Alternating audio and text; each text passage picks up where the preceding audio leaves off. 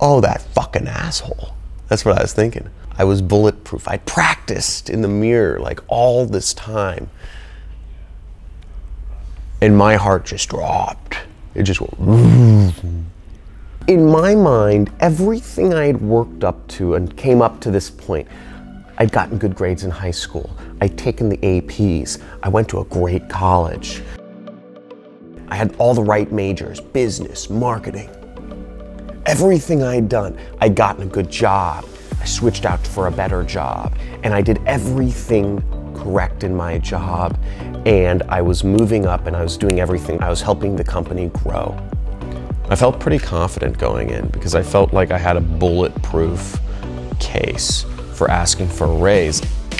So I went in, I had, a little sheet prepared of, just kind of some numbers and some charts and some of the actual data that I was going to reference. And I went in and I made my spiel, which was short. I thought I kept it good and open-ended. I didn't ask for a firm amount. I said, hey, I'd like either a raise or some sort of incentive plan moving forward so that I can be on track to earn 6 figures. His answer was the one answer I actually hadn't prepared for, which wasn't really an objection, but what he said was, or what? He was just being an a-hole. What that question meant to me, because he was saying, you want a raise, or what are you gonna do? And what I felt like he was asking me to do is actually put my balls on the line and say, or I'm quitting. I don't think that was his intention.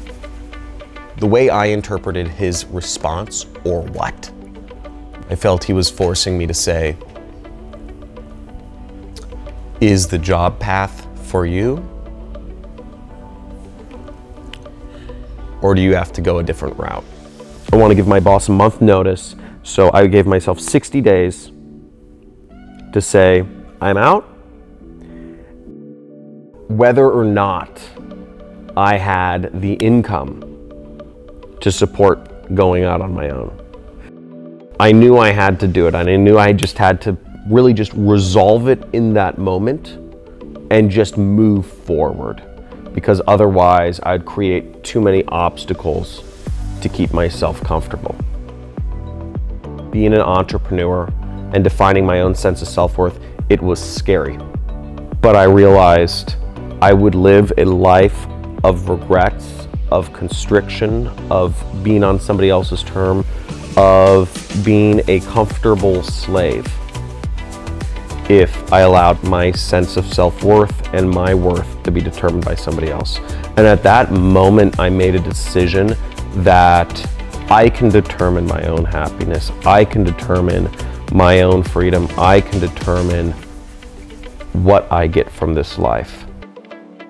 But once I had that goal in mind, you see, I was able to problem solve my way to get there.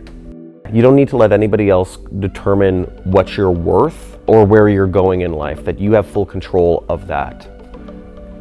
And it doesn't need to be a boss, a teacher, or even a relationship you're in.